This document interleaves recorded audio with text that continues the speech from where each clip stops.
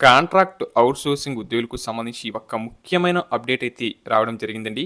ఇక ఆ విషయంలోకి వెళ్తే తెలంగాణ సర్కార్ కాంట్రాక్ట్ మరియు అవుట్‌సోర్సింగ్ ఉద్యోగుల పట్ల తనకున్న సానుకూలతను చాటుకుంటూ ఒక గొప్ప నిర్ణయాన్ని వెల్లడించింది. గతంలో ఎన్నడూ లేని విధంగా ఇక నుంచి రెగ్యులర్ ఉద్యోగులతో పాటే కాంట్రాక్ట్ మరియు అవుట్‌సోర్సింగ్ ఉద్యోగులకు కూడా ప్రతి నెల 1 తేదీనే జీతాలు చెల్లించాలని ముఖ్యమంత్రి గారు ఆదేశాలు జారీ చేశారు. దీనికి సంబంధించి ఇప్పటికే ప్రభుత్వం అన్ని ప్రభుత్వ శాఖలకు, ఉన్నతాధికారులకు స్పష్టమైన సర్క్యులర్ కూడా పంపించింది. ఈ కొత్త విధానం మే నెల నుంచి అమల్లోకి రాబోతుంది. అంటే మీరు ఏప్రిల్ నెలలో కష్టపడి చేసిన పనికి సంబంధించిన జీతం మే 1 తేదీనే నేరుగా మీ బ్యాంక్ ఖాతాలో జమ కాబోతుంది. మధ్యలో ఏజెన్సీల ప్రీమియం లేకుండా ఎటువంటి జాప్యం జరగకుండా జీతాలు నేరుగా అందజేయాలని ప్రభుత్వం ఆ ఉత్తర్వులలో చాలా కఠినంగా పేర్కొంది.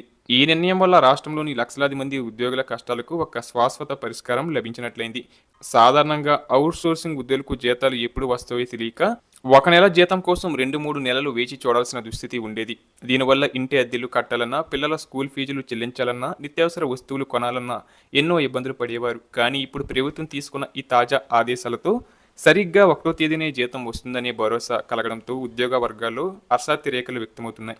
తెలంగాణ రాష్ట్రంలో ఇటీవల ప్రభుత్వం సేకరించిన లెక్కల ప్రకారం సుమారు 4,80,000 మంది కాంట్రాక్ట్ మరియు అవుట్‌సోర్సింగ్ ఉద్యోగులు ఉన్నారని తేలింది. వీరందరి భవిష్యత్తుకు ఈ నిర్ణయం ఒక గొప్ప రక్షణ కవచంలా మారబోతుంది. ప్రభుత్వ విచారణలో మరొక సంచలన విషయం కూడా బయటపడింది. ప్రభుత్వ విభాగాలు ప్రతి నెల జీతభత్యాలను సకాలంలో మంజూరు చేస్తున్నప్పటికీ కొన్ని థర్డ్ పార్టీ ఏజెన్సీలు మాత్రం ఆ డబ్బులను ఉద్యోగుల ఖాతాలో వేయకుండా తమ సొంత అవసరాలకు వాడుకుంటున్నట్లు ప్రభుత్వం గుర్తించింది.